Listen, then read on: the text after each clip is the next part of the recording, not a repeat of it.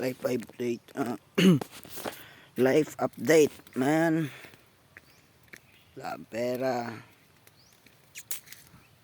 Wala, di pa nakakapasok sa trabaho. May sakit pa tayo, men. Pero, lahat yan.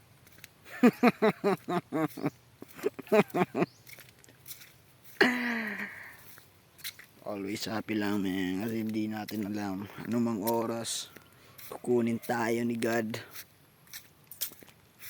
Kaya always thankful na lang tayo, mga kalanit, na sensya di pa tayo makakapag-video ngayon.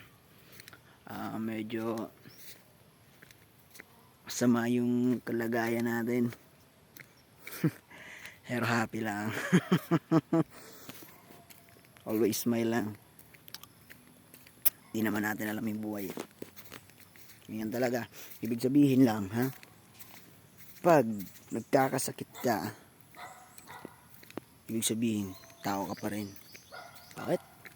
Kasi tinatablan ka pa ng sakit, man. Thank you. Peace out. Love you guys.